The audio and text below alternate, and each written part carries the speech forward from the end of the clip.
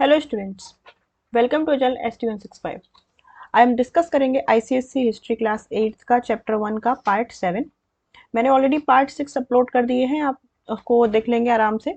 ये chapter upload नहीं हुआ है अच्छे से अपने यूट्यूब प्लेटफॉर्म पर, कहीं पर भी मैंने चेक किया था। सो आप आराम से देख सकते हैं इसको। इंपॉर्टेंट चैप्टर, नया चैप्टर जुड़ा हुआ है आपके सिलेबस में अकॉर्डिंगली, राइट। तो इसके 6 पार्ट ऑलरेडी अपलोडेड हैं, ये पार्ट 7 है एंड आई होप आपने देख लिया होगा तो आप बेटर समझ पाएंगे। चलिए स्टार्ट करते हैं इस लेक्चर को। उससे पहले आप चैनल को सब्सक्राइब कर दीजिएगा जिससे आपको सारे वीडियोस मिलते रहें, और बेल आइकन प्रेस कर देना जिससे कि सारी नोटिफिकेशन आप तक पहुंचते रहें, राइट। सो शुरुआत करेंगे हम लोग और स्टार्ट करेंगे किस तरीके से देखा था। पहले आप रिमाइंड कर लीजिए हम लोगों ने क्या कंप्लीट कर लिया है। देखो पार्ट्स में देखा था हम लोगों ने ये सारा कुछ मैप के थ्रू की डिस्कवरीज हुई थी और जब डिस्कस किया हमने in the form of map, right. अब डिस्कस करते हैं हम लोग कौन कौन से एक्सप्लोरर्स आए थे, क्योंकि मैंने बताया था आपको ओटोमन एम्पायर आ गया था। क्या आया था? ओटोमन एम्पायर ने कैप्चर कर लिया था पूरा एशिया माइनर वाला एरिया। अब उन्होंने कैप्चर कर लिया है तो ट्रेड कैसे हो पाएगा? ट्रेडिंग पॉसिबल नहीं हो पा रही थी। ये सब डिस्कस किया था हम लोगों ने किसमें? पार्ट 6 के अंदर, राइट। तो ट्रेडिंग पॉसिबल करवाना था तो उसके लिए क्या चाहिए था हम लोगों को? ऑल्टरनेटिव रूट चाहिए था, राइट। तो उसके लिए क्या किए? अलग अलग रूलर्स आए, अलग अलग यूरोपियन रूलर्स आए। उन्होंने क्या है, अलग अलग सेलर्स को भेजा कि हाँ आप डिस्कवर करिए किस तरीके से कौन से रूट हमको अपनाने चाहिए, क्योंकि उनको भी बहुत ज्यादा लॉस हो रहा था। तो सबसे पहले जो आते हैं जो सेलर्स में, वो किसको भेजा जाता है? भेजा जाता है पोर्चुगीज लोगों को।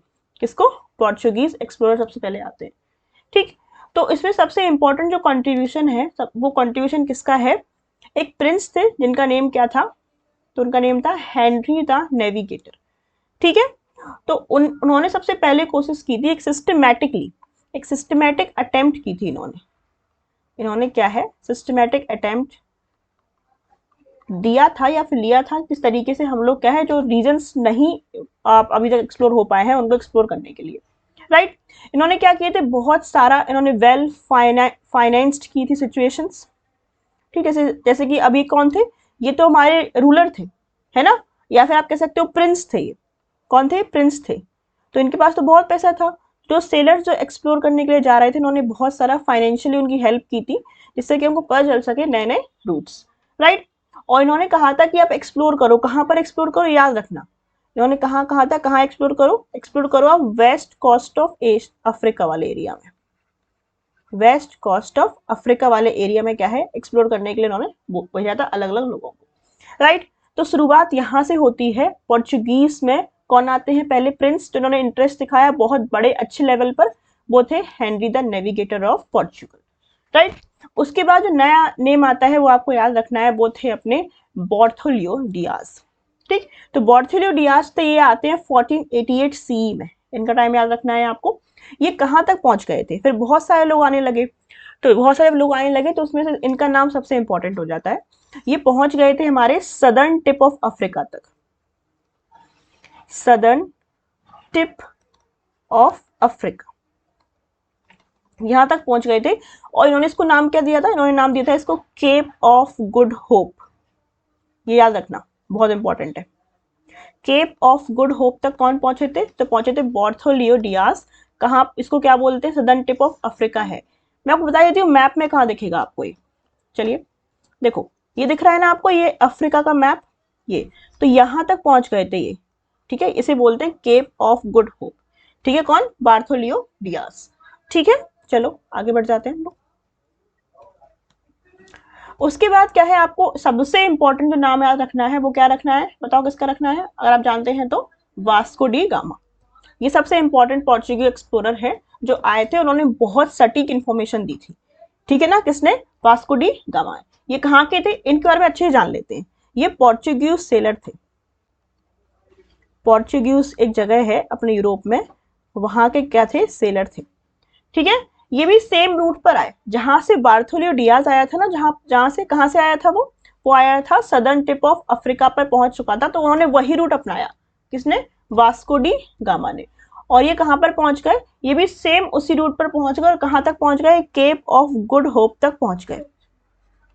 लेकिन क्या है ना, ये जो अपना बार्थोलियो डियाज है ये यहाँ से वापस चला गया था, ये वापस नहीं गए, ठीक। ये और आगे बढ़ते गए, इन्होंने और ज्यादा एक्सप्लोर किया। किसके बाद? केप ऑफ गुड होप के बाद। उन्होंने और एक्सप्लोर करते करते कहाँ पहुंच गए, ये हमारे भारत इंडिया तक पहुंच गए, राइट, ठीक है ना। कौन से इंडिया पहुंच गए, कैलीकट, कैलीकट, ठीक, जैसे कि इंडिया है तो यहाँ इस साइड यहाँ पर ये पहुंच गए, ठीक है, कैलीकट वाले एरिया में। ये आपको नाम याद रखना है। कैलीकट कब पहुंचे, 1498 में, 1498 सीई में, ठीक। तो वास्को डी गामा पोर्चुगीज के थे, केप ऑफ गुड होप तक पहुंच गए, रुके नहीं, एक्सप्लोर किया और ज्यादा, फिर कहाँ पहुंच गए, इंडिया पहुंच गए, कैलीकट वाले एरिया में कब पहुंच गए, 1498 सीई में पहुंच गए, ठीक। तो यहां से एक नया रूट मिल गया इंडिया तक पहुंचने का। अल्टीमेटली इनका टारगेट क्या था, ईस्ट में पहुंचना है हमको कैसे भी, ठीक, और स्पेशली ईस्ट में कहां पर, इंडिया में पहुंचना है। तो अब इनको एक नया रूट मिल गया कि हम लोग इस रूट से ट्रेवल करेंगे। एक मिनट रुकना, हम लोग यहां से ट्रेवल करेंगे। आपको मैं मैप से बता देती हूँ किस तरीके से, ये मेरा मैप है, देखो ये, तो देखो यहां से क्या है, इन्होंने यहाँ पे थे ये यूरोप वाले पर्सन, ठीक। अब ये क्या है, इस तरीके से क्या है, ऐसे आएंगे, इस तरीके से ट्रेवल करते हैं, क्योंकि यहाँ पे तो इन्होंने कैप्चर कर लिया था ऑटोमन एम्पायर ने रेड सी को, तो फिर से घूमते हुए आएंगे और फिर इस तरीके से क्या है, ये इंडिया पहुंच जाएंगे। तो एक नया रूट क्या इन्होंने एक्सप्लोर कर दिया था। किसकी वजह से एक्सप्लोर हो पाया, ये हो पाया हमारा वास्को डी गामा की वजह से एक्सप्लोर, ठीक है ना। तो ये बात समझ में आ गई किस तरीके से हम लोगों ने डिस्कवर किया अपने इंडिया को। लेकिन यहाँ पे एक और टॉपिक दिया है आपके सिलेबस में कि अमेरिका की डिस्कवरी कैसे हुई साथ साथ में, क्योंकि इंडिया की डिस्कवरी तो हो गई रूट की, अब साथ साथ में अमेरिका की डिस्कवरी चलेगी, उसको और देख ले रहे हैं हम लोग, ठीक है, क्योंकि वहां पे अलग अलग जगह भेज रहे थे लोग सेलर्स को। अल्टीमेटली भेजा गया था जब अमेरिका की डिस्कवरी एक एक्सीडेंटल डिस्कवरी थी, ध्यान रखना है आपको। अमेरिका को ये खोजने नहीं गया था, वो तो गलती से हो गया डिस्कवर अमेरिका, ठीक। अब कहानी समझते हम लोग कैसे डिस्कवर हो गया गलती से, अचानक से, वो समझते हैं। अल्टीमेटली ये लोग सब लोग किसको भेज रहे थे डिस्कवर करने के लिए, इंडिया को। सब लोग कह रहे थे कि ढूंढो इंडिया कहाँ है, ईस्ट में कहाँ पर है, यहाँ से स्पाइसेस आ रही है, तो वहां पहुंच के अपना मुनाफा कमा पाए। लेकिन क्या है, कुछ लोगों ने गड़बड़ कर दी, वो इंडिया की जगह किसी और जगह पहुंच गए, उस गलती में अमेरिका डिस्कवर हो गया। तो उसमें कौन कौन से लोग थे उनके बारे में कहानी पढ़ेंगे हम लोग, राइट। चलो देखते हैं। तो शुरुआत करते हम लोग किसकी, डिस्कवरी ऑफ अमेरिका के फेज को पढ़ने की।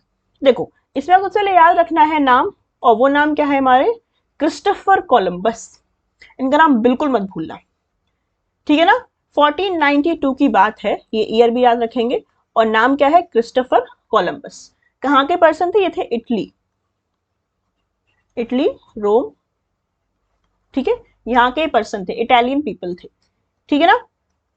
ये रहते कहाँ थे, ये स्पेन में रहते थे, लेकिन ये एक यूरोप की जगह है, स्पेन में रहते थे। कौन, क्रिस्टोफर कोलंबस, ठीक। इन्होंने सोचा कि हम वेस्ट वर्ल्ड वो सेल करने के लिए जाने लगे। इन्होंने बोला वेस्ट वर्ल्ड जाएंगे हम, ठीक है, तैरते हुए या फिर सैर करते हुए, और अटलांटिक ओशियन से होते हुए, और हम क्या खोजेंगे, हम इंडिया खोजेंगे। इनको ये पता नहीं था इंडिया ईस्ट साइड है, ठीक है, उस समय ये थोड़ा सा इग्नोरेंस था। इन्होंने कहा वेस्ट साइड, जैसे कि ये डायरेक्शन याद रखो, हमने पार्ट्स में डिस्कवर किया था बहुत अच्छे से, ठीक। हमें बताया था आपको इंडिया इस साइड है, इस साइड, लेकिन अब ये स्पेन यहाँ पर कहीं यूरोप है। इन्होंने कहा हम वेस्ट साइड घूमेंगे, अटलांटिक ओशियन में जाते हुए हम इंडिया को खोज लेंगे। किसने बोला, क्रिस्टोफर कोलंबस ने चीज बोली, और इन्होंने बोली तो फिर ये चले भी गए खोजने के लिए। लेकिन क्या है, इनकी कैलकुलेशन, इनकी जो कैलकुलेशन थी to reach from Europe to Asia, वो गड़बड़ा गई, है ना। अल्टीमेटली यूरोप से एशिया पहुंचने के लिए इनको ट्रेवल करना था ईस्ट साइड, पर ये ट्रेवल कर गए वेस्ट साइड, ठीक है। तो इन्होंने इंडिया तो नहीं खोज पाया, लेकिन इन्होंने एक नया खोज दिया जगह, जिसको उन्होंने बोला अच्छा एक गलती हो गई, हम लोग वेस्ट वर्ल्ड मूव कर गए ईस्ट साइड की जगह। तो उन्होंने उस जगह को नाम दे दिया वेस्ट इंडीज।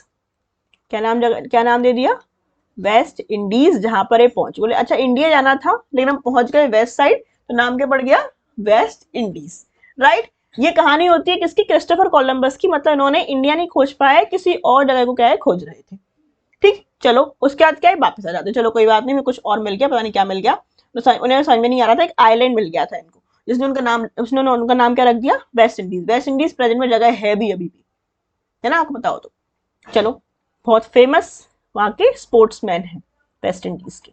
उसके बाद नेक्स्ट कहानी आती है, नेक्स्ट पर्सन आते हैं पिक्चर में, वो आते हैं फर्डिनेंड मैगलन। इंपॉर्टेंट नाम है, इनको भूलना मत।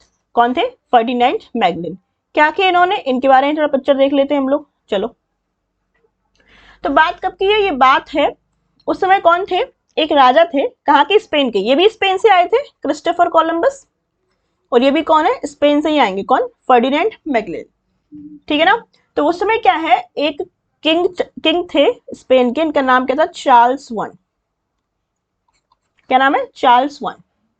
ठीक है। उन्होंने कहा, फर्डिनेंड मैगलिन ने एक प्लान बोला कि हम चलो, हम सैर करने पर चलते हैं और खोजने को निकलते हैं, किस तरीके से क्या है खोजना है चीजों को।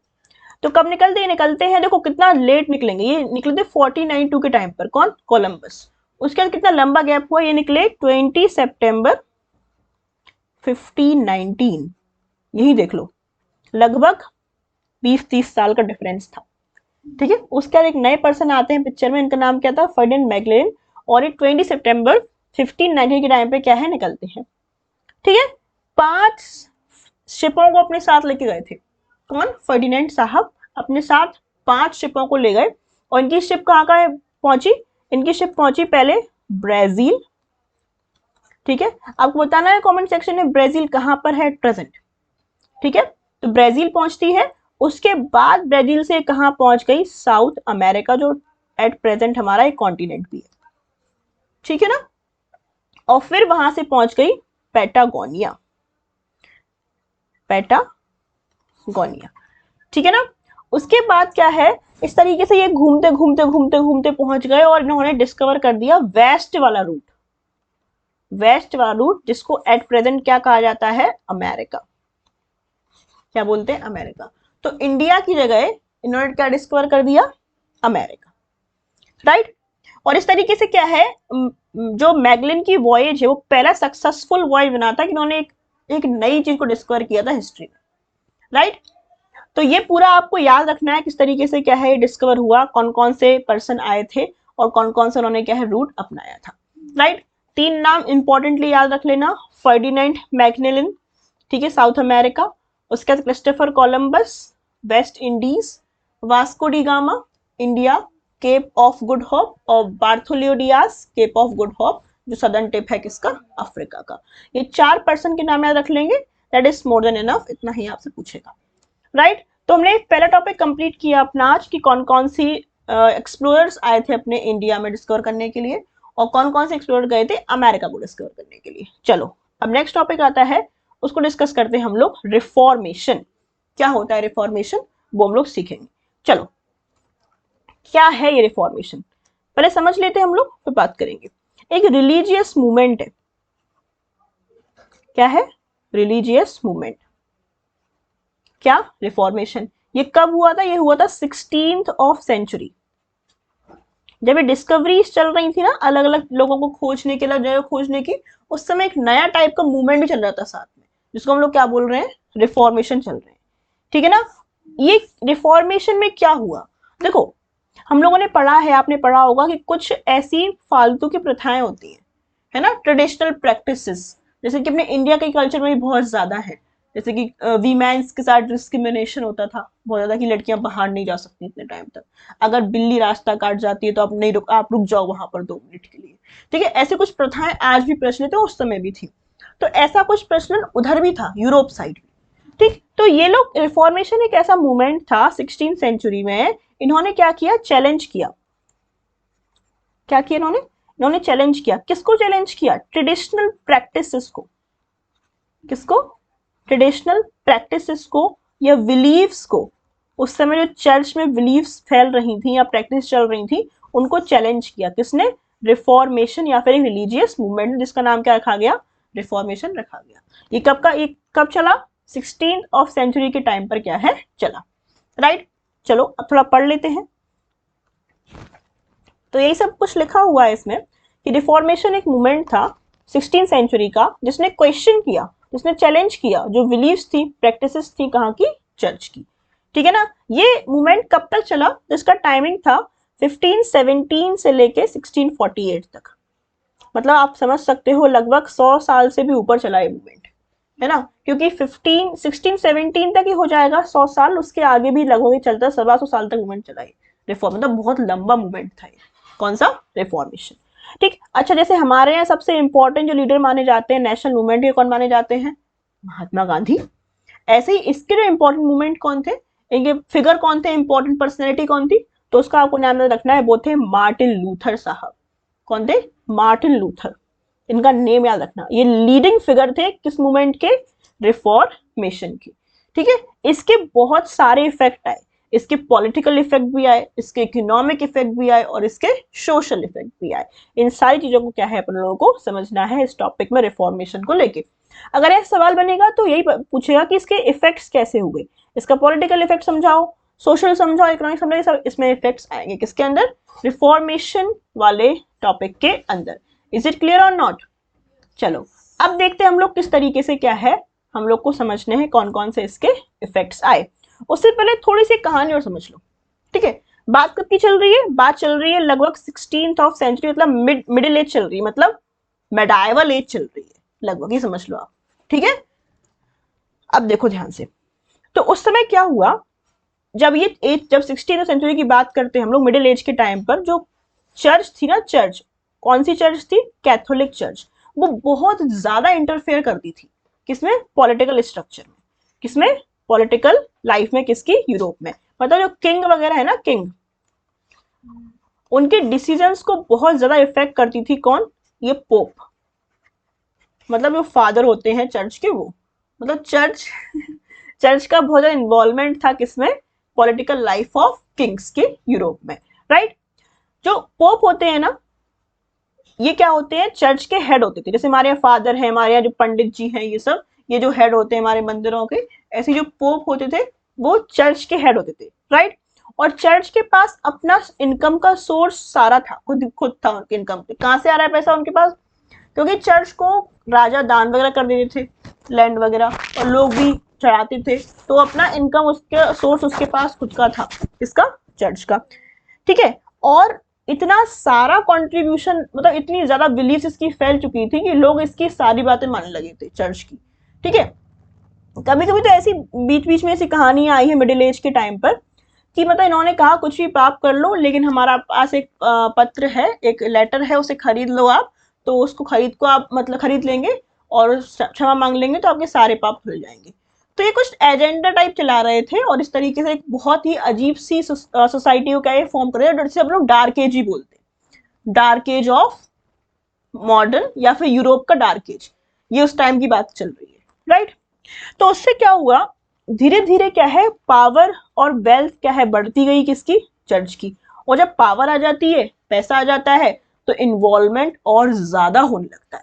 तो इनका धीरे धीरे क्या है, इन्वॉल्वमेंट, पॉलिटिकल जो भी कंडीशंस थी, सिचुएशंस थी, उनमें और ज्यादा क्या है, होने लगा। जैसे कि सेल ऑफ इंटेलिजेंसेस या फिर लेटर्स ऑफ पार्डन।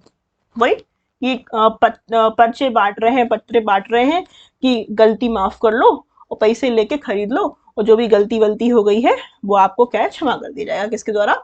जीसस के द्वारा। राइट। तो ये सारी क्या है, प्रथाएं चल रही थी उस टाइम पर, और उससे क्या है, इसी को डार्क एज भी कहा जाता है। किसका? यूरोप का। राइट।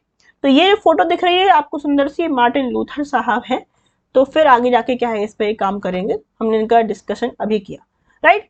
धीरे धीरे क्या है, ये डिमांड आने लगी, मतलब जो समझदार लोग थे कुछ, तो मतलब बहुत सारी सोसाइटी तो इन्वॉल्व थी इसमें। देखो सोसाइटी जो होती है वो लोगों से बनती है, और लोग बहुत जल्दी क्या है, धर्म के मामले में पिघल जाते हैं और बहकावे में आ जाते हैं। तो मैक्सिमम पीपल क्या है, चर्च के अंडर में आ गए। लेकिन कुछ लोग ऐसे थे, समझ में आया नहीं भाई ये क्या प्रैक्टिस चल रही है फालतू की, ये सब थोड़ी ना है। तो उन्होंने कहा नहीं भाई, हमको रिफॉर्म करना पड़ेगा। क्या है? चर्च के अंदर रिफॉर्मेशन लाना पड़ेगा। ठीक। और इस जो चेंजेस लाने के लिए जो ये लोग चला रहे थे आंदोलन, उसने क्या है, धीरे धीरे क्या है, मोमेंटम पकड़ लिया। मतलब धीरे क्या है, ये बढ़ता गया, ये क्या है इनका आंदोलन। ठीक है। धीरे धीरे क्या है, जो रिलीजियस रिफॉर्म थे लोगों की समझ में आने लगे, वो इसमें क्या है, पार्टिसिपेट करने लगा। ठीक। और इसके बाद फिर चर्च को क्या है, डिवाइड कर दिया गया ऐसे दो पार्ट में। एक ऐसे पीपल थे जो चर्च के लिए लॉयल रहे, और एक ऐसे पीपल थे जो ये जो नई जो फालतू की ब्रांचेस को फैला रहे थे ना, ये रोमन कैथोलिक चर्च फालतू की बातों को फैला रहे थे, उनको दूर करने के लिए दूर किया गया, और उनको दूर करना चाहते थे, और एक नई ब्रांच क्या है, उसको नाम क्या दिया गया, क्रिश्चियनिटी। तो क्या है, बात समझ में आ रही है आपको? ये क्या है, धीरे धीरे रिफॉर्मेशन हुआ, और रिफॉर्मेशन जब हुआ तो उसमें क्या किया, इन्होंने कहा कि चर्च के दो पार्ट्स हो गए। चर्च जो लोग चर्च को सपोर्ट कर रहे थे, लॉयल थे, उनका एक पार्ट हो गया, और जो लोग इस बात के अगेंस्ट थे कि ये सब बंद होनी चाहिए सारी हरकतें, उन्होंने कहा ये सब खत्म होना चाहिए, उन्होंने एक नया ब्रांच शुरू किया जिसको नाम क्या दिया गया, क्रिश्चियनिटी। और यहीं से बर्थ हुआ किसका, क्रिश्चियनिटी का। राइट है ना? तो ये हमने समझ लिया किस तरीके से ये चीजें आई आगे, ठीक है ना। और फिर जिन्होंने इसके अगेंस्ट गए, इन सब चीजों के, इन सब बातों के अगेंस्ट गए, मतलब ये सारी प्रथाएं बंद होनी चाहिए, लेटर्स ऑफ पार्डन बंद होना चाहिए, ठीक है, ऐसे कुछ नहीं होना चाहिए, वो उन्होंने एक नया धर्म स्टार्ट किया जिसको बोलते हैं क्रिश्चियनिटी। और जो इसके लॉयल रहे, क्या रहे, जो इसके लॉयल रहे, ठीक है, उनको क्या बोला गया, प्रोटेस्टेंट्स। क्या बोला गया, प्रोटेस्टेंट्स। ठीक है, तो आपको ये ध्यान रखना है कि यहाँ पर कि those who remain loyal to Pope and those who broke away from Roman Catholic Church to form a new branch of Christianity, और जिन्होंने अलग हो गए उनको नाम दे दिया गया प्रोटेस्टेंट्स। ठीक है ना, चलो अब आगे देखते हैं। तो इस तरीके से दो ब्रांच में बट गई, आपको याद रखना है, सिंपल सा, एक क्रिश्चियनिटी बन गई और एक प्रोटेस्टेंट का ग्रुप बन गया। राइट, अब रीजंस क्या थे रिफॉर्मेशन के, कॉजेस क्या थे,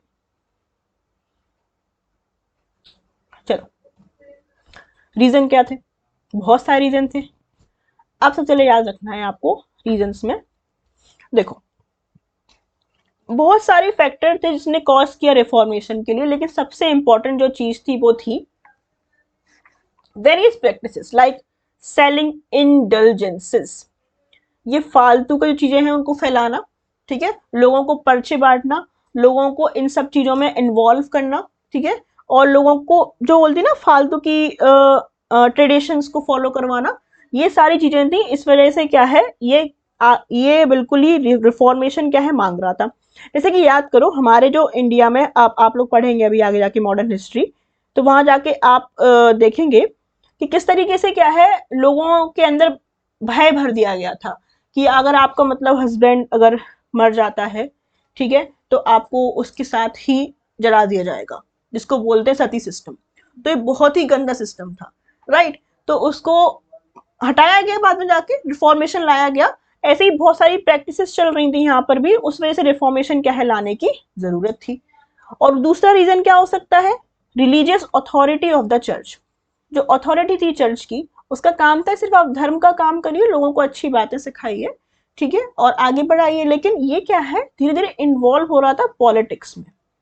और जब रिलीजन और पॉलिटिक्स के अंदर रिलीजन आ जाए या रिलीजन पॉलिटिक्स में आ जाए, तो वहां से सर्वनाश होना निश्चित है। तो वहीं से क्या है शुरुआत होने लगी थी।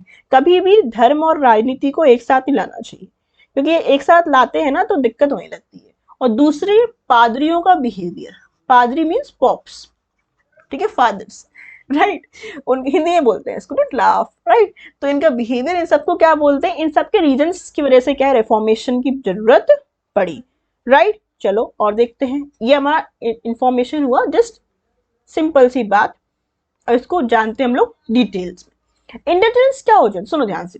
इंडल्जेंस क्या थे, लेटर्स ऑफ पार्डन्स थे that were said to absolve anyone of sins and they were not required to do penance for their sins। बहुत कठिन लैंग्वेज है, हम आसान समझते हैं क्या बात कर रहा है वो। देखो कुछ नहीं था, जैसे कि मान लो ये पर्सन ए है, ये हमारे चिंटू साहब हैं और ये हमारे मिंटू साहब हैं, ठीक है। मिंटू साहब बहुत अच्छे बच्चे हैं, है ना, मिंटू साहब बहुत अच्छा काम करते हैं, अपना सब कुछ रहते हैं। चिंटू साहब बहुत गंदा सा बच्चा है, ठीक है। तो चिंटू साहब ने क्या किया, मिंटू साहब के लगा दिए 2-4 थप्पड़, ठीक। अब इसको लगा ओ माय गॉड मैं तो बहुत गलत किया है, मिंटू साहब तो बहुत अच्छे बच्चे हैं, मैं इनकी पिटाई लगा दी। तो जाएगा चर्च के पास चिंटू साहब, चर्च से बोलेगा ओ माय गॉड मैंने थोड़ा पाप कर दिया है, मैंने अच्छे बच्चे को पिटाई लगा दी है, अब मेरे पाप को धुलवाना है मुझे। तो वो बोलेगा, कौन बोलेगा, इनके पॉप बोलेंगे कोई बात नहीं चिंटू साहब, हमारे पास सॉल्यूशन है ना, हमारा आप लेटर ऑफ पार्डन खरीद लीजिए, लिख दीजिए कि मैंने मिंटू साहब को मारा था, मुझे माफ कर दीजिए, आपका पाप धुल जाएगा। राइट, तो ये सारी इस तरीके से बेचने लगे थे कि मतलब आप अपने कोई से ही पाप धुल सकते हो, तो आपको ये प्लेटर खरीदना होगा और अपनी गलती को मान जाएंगे और आप शुद्ध हो जाएंगे, फिर आप दूसरा पाप कर सकते हो। राइट, इस तरह से एक ऐसा परमिशन मांग रहे थे। राइट, तो ये सारी प्रैक्टिसेस फालतू की चल रही थी उस टाइम पर, ठीक। तो ये सारी चीजों को कह रोकना था, ये एक रीजन था, ये बहुत इंपॉर्टेंट रीजन था। और ये ध्यान रखना, मतलब लोग कुछ भी कर दें, किसी का क्राइम कर दें और आके लेटर ऑफ पार्डन साइन कर दें कि हमने पाप किया, इसको धुल दो, राइट। तो ये बहुत इंपॉर्टेंट प्रैक्टिस को प्रमोट कर रहा था, जो बहुत ही गंदा था सोसाइटी के लिए, ठीक। तो इस वजह से रिफॉर्मेशन की जरूरत थी, राइट। इसके बाद क्या है, इसका रीजन, इसका क्या बनता है, फिर इफेक्ट क्या आता है सोसाइटी पे। Thus this practice suggested that rich could buy their way into heaven while the poor could not. उन्होंने बोला कि जो पैसे वाले हैं ना, पैसे वाले रिच पीपल, वो स्वर्ग में जाने के लिए अपना रास्ता बिल्कुल क्या बोल देंगे उसको, निश्चित कर देंगे, है ना। हमने खरीद लिया है स्वर्ग जाने का रास्ता, तो हमने सारे पाप धुलवा लिए हैं, और इस जो गरीब व्यक्ति है वो इसमें कुछ नहीं कर पाएगा, क्योंकि लेटर ऑफ पार्डन सस्ते नहीं आते थे, महंगे आते थे, अच्छे खासे आते थे, राइट। तो इस तरीके से स्वर्ग जो पाप करके लेकिन पैसे वाला है, तो वो उसने निश्चित कर लिया कि हम तो स्वर्ग जाएंगे, क्योंकि हमने पहले ही अपने सारे पाप धुलवा लिए। किससे, चर्चों की हेल्प से, किससे, पोप की हेल्प से, किससे, लेटर ऑफ पार्डन की हेल्प से, किससे, इंटेलिजेंस की हेल्प से, राइट। चलो आगे देखते हैं। उसके बाद इसका और क्या इफेक्ट आया। Secondly, the rulers of various states resented the interference of church in the affairs of the states. सही बात है भाई, तुम्हारा काम सिर्फ और सिर्फ है कि ज्ञान दो और आराम से अपना काम करो। तुम कौन हो, एक धर्म गुरु ही तो हो, लेकिन तुम हमारे इंटरनल अफेयर्स, स्टेट्स के मैटर्स में क्या इंटरफेयर कर रहे हो।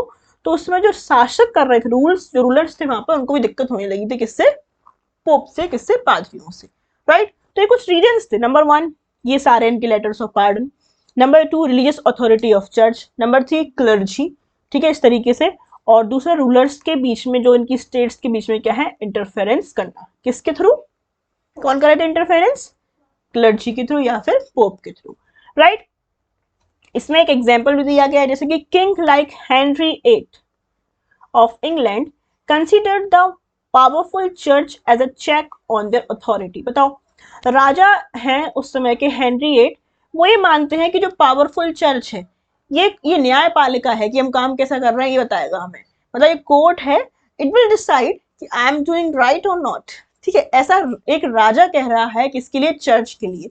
इसका मतलब राजा अपने आप से इंडिपेंडेंटली काम भी नहीं कर पा रहा था, इतना ज्यादा ये लोग इंटरफेयर कर रहे थे। बात समझ पा रहे हो इससे, कितना ज्यादा हिंड्रेंस दे रहे थे काम को, राइट। चलो आगे देखते हैं। इसके बाद क्या हुआ, hence these rulers were willing to provide support to any movement, आ गई ना कहानी यहीं से, movement that would curtail the rising power of church and the pope। तो फिर जो रूलर्स थे उनकी मीटिंग हुई, सभी लोग जो बहुत सारे रूलर्स बैठे हुए थे ना, उन्हें मीटिंग की, अरे भाई क्या किया जाए, ये तो बहुत ही परेशान कर रहे हैं, कौन, पोप, मतलब लगे ही है, मतलब हम मान रहे हैं तुम भाई गुरु हो, धर्म ज्ञान है, तो ज्ञान अपने चर्च तक रखो ना, हमारे अंदर क्यों ला रहे हो, हमारी सोसाइटी के, हमारे रूल के अंदर, एरिया के अंदर। पर मान ही रहे हैं, चलो कोई बात नहीं, मीटिंग होती है, ये लोग सब आते हैं गार्डन में, चाय वाय पी रहे थे, बढ़िया कॉफी वॉफी चल रहा था, साथ में बोलते हैं चलो अगर कोई मूवमेंट करता है आगे जाके तुम सपोर्ट करेंगे, जिससे कि इनकी शक्ति को हम लोग खत्म कर सकें, किसकी, पोप की शक्ति को। बस यही तो चाहिए था, मूवमेंट स्टार्ट करने के लिए क्या चाहिए होता है, सपोर्ट। और सपोर्ट कहां से मिल रहा था भाई, हमारे राजा ही सपोर्ट कर रहे हैं इतने सारे, फिर क्या जरूरत है, राजा आएंगे साथ में जनता भी आएगी, राइट, क्योंकि जनते में बहुत सारे लोग सताए हुए थे, राइट। यहीं से the renaissance set in motion new spirit of learning and inquiry. मैंने पढ़ाया था आपको, उस समय रेनेसा का टाइम भी चल रहा था, राइट। और रेनेसा एक रिफॉर्मेशन का ही एक पार्ट है, रेनेसा क्या बोलते हैं, नई थिंकिंग लाओ, न्यू पीपल बनो, इस टाइप से, राइट। और ये इंडिपेंडेंट और ओरिजिनल थिंकिंग पे क्या है, जोर देता था, कौन, रेनेसा, ठीक। और यहीं से क्या है फिर स्टार्ट हुई, और लोगों ने क्या है, लोग जुड़े, और फिर आगे जाके एक मूवमेंट खड़ा हो पाया, जिसको हम लोग क्या बोल रहे हैं, रिफॉर्मेशन, राइट। ये सारे रीजंस थे। इसके साथ साथ इंपॉर्टेंट एक और था, वो क्या था, प्रेस का भी इन्वेंशन हो गया था उस समय। किसका, प्रेस का, मतलब पेपर, छाप का। अब इंफॉर्मेशन बहुत जल्दी पहुंच जाती थी, पहले क्या था, लोगों के पास पेपर नहीं थे, किताबें छपती थी महीनों में, अब के 1 महीने में इंफॉर्मेशन जा पा रही, तब तक तो ठंडे पड़ गए लोग, गुस्सा ठंडा पड़ गया। लेकिन अभी देखो, कोई न्यूज वायरल करनी हो तो WhatsApp share, Facebook share, Twitter share.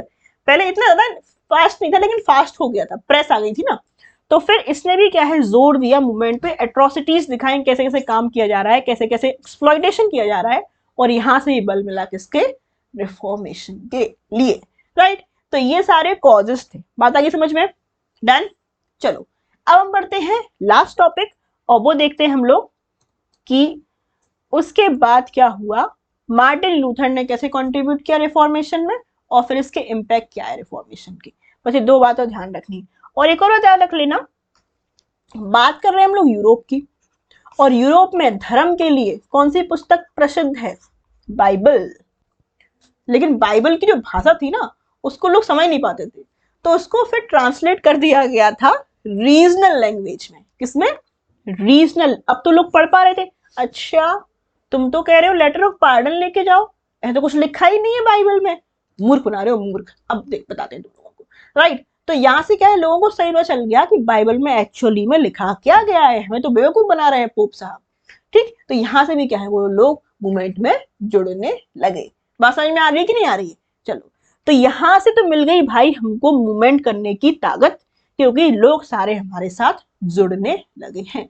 तो मार्टिन साहब कैसे आ गए बीच में, फिर मार्टिन साहब ने क्या कंट्रीब्यूट किया, अब मार्टिन साहब के बारे में और जान लेते हैं, राइट। चलो मार्टिन साहब को जानने के बाद बस इंपैक्ट पढ़ना है, फिर हम लोग खत्म कर देंगे इस चैप्टर को, टेंशन मत लो, राइट। चलो कौन थे मार्टिन साहब, ये भी एक पुजारी थे, ये भी एक पोप थे, लेकिन क्या थे साथ में, ये अच्छे पर्सन भी थे, ठीक है, थियोलॉजियन थे, ठीक है, थीसिस के बारे में जानकारी करते थे, ये वेलफेयर में बिलीव करते थे। कौन, मार्टिन लूथर साहब, ठीक। उसके बाद क्या है, इन्होंने 1517 में क्या किया, पब्लिश किया अपना काम, किस नाम से, 95 थीसिस। 95 थीसिस मतलब कह सकते हो डिस्कवरीज, इस टाइप से। तो उसमें 95 डिस्कवरी लिखी हुई थी उस किताब में, उन्होंने पब्लिश किया इसको, ठीक है। और उसके बाद इसको कहाँ पे टांग दिया, इसको टांग दिया चर्च के दरवाजे पर, चर्च डोर, और कहाँ पर, विटनबर्ग एक जगह पर, ठीक है।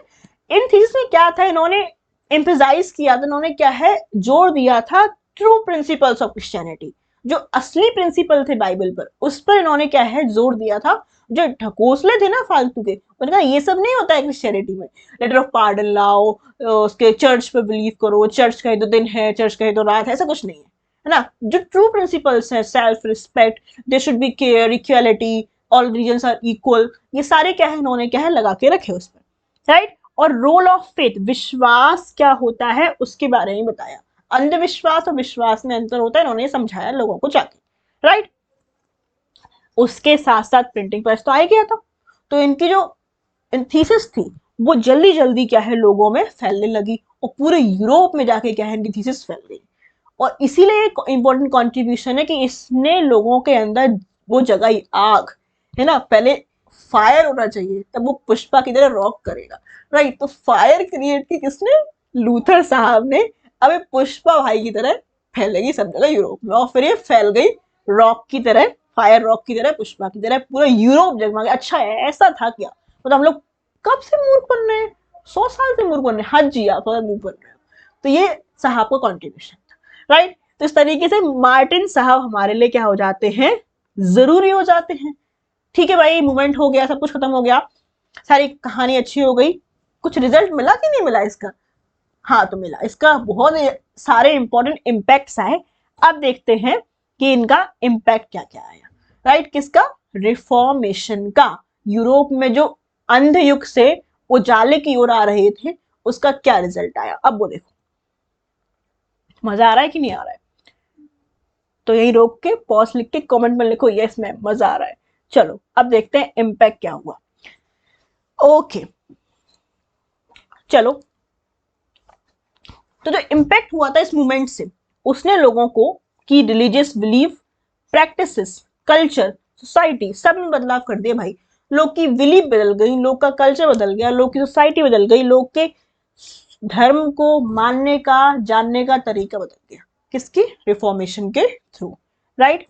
चलो अब देखते हैं, इसमें सबसे इंपॉर्टेंट कंट्रीब्यूशन आता है एक मेजर फैक्टर का, और वो है इंडस्ट्रियल रिवॉल्यूशन, ठीक है ना, जो हम पढ़ेंगे नेक्स्ट लेक्चर में।